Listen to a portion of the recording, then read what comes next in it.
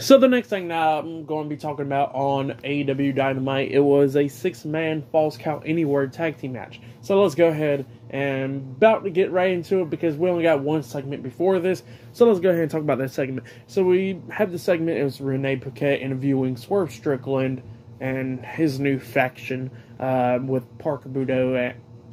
I guess that's how you say his last name, I don't know. And Tom McDonald. Now, apparently he was a rapper before. I didn't know who he was by last week's Dynamite because I'd never heard of him, like never listened to any of his music or anything. But apparently he was a rapper, and he used to be a wrestler at one point. So yeah, but yeah, they was talking about Keith Lee and all that stuff. But then they get interrupted by Wheeler Yuta, and Wheeler Yuta wants a match against Swerve Strickland on Rampage, of course. So yeah, that's going to be happening. But then we get to the match. Now, we start off the match backstage, actually. It was Matt and Nick Jackson, the Young Bucks, and Kenny Omega, the Elite, versus the AEW World Trios Tag Team Champions, Pac, Rey Fenix, and Penta El Zero Miedo in a Death Triangle in a 6-man tornado tag team Falls Count Anywhere match. So yeah, Falls Count Anywhere match. The match started backstage and all that stuff. Pretty good match. It was going back and forth, obviously. We see Moonsault backstage off this platform with Pac doing it.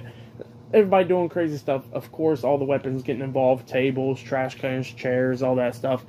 Bunch of near falls and all that. At one point, we see the Young Bucks hitting the Meltzer driver onto Penta outside of the ring, which was pretty cool, but Pac breaking up the pin at the count of 2 and all that stuff.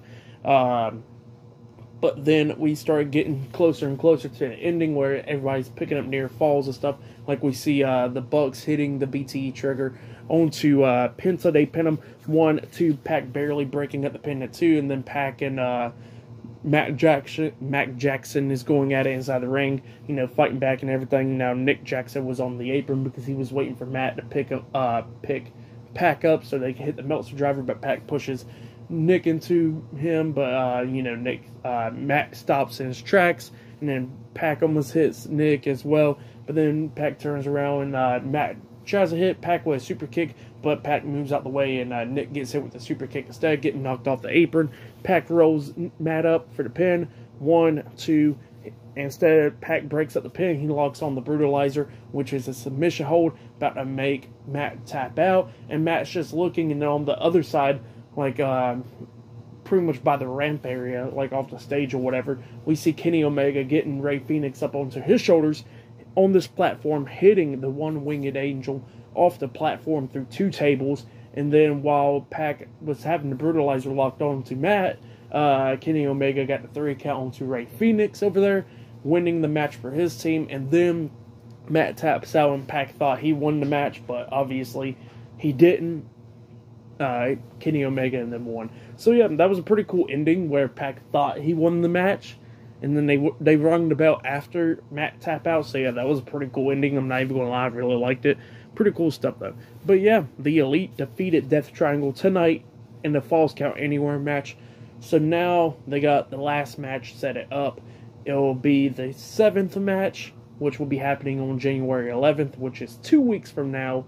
It will be the Elite versus Death Triangle in a ladder match for the AEW World Trios Tag Team Championships. So yeah, that match will be happening in 2 weeks. So yeah, pretty good stuff. But I really like this Falls Count Anywhere match. I'll give it 4 stars. That's why I'll give it. It was a really good match. So yeah, that's why I'll give it. So far, match of the night for me.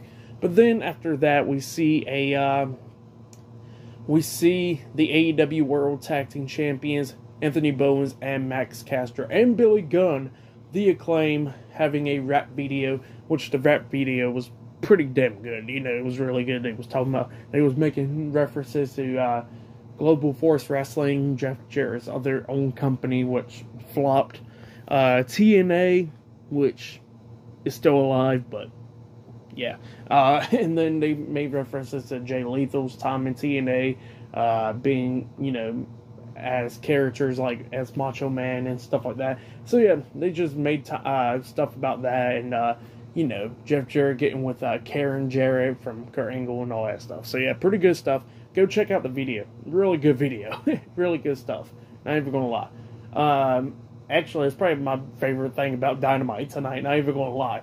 But yeah, still to come later on tonight in the main event, Wardlow will be taking on Samoa Joe for the TNT Championship later on tonight in the main event. But up next, we'll be seeing Ruby Soho and Willow Nightingale versus Ty Mello and Anna Jay up next in a tag team match. So yeah, that match will be happening up next. But yeah, I'll see you guys later until the next thing that happens on AEW Dynamite. See you guys later until then.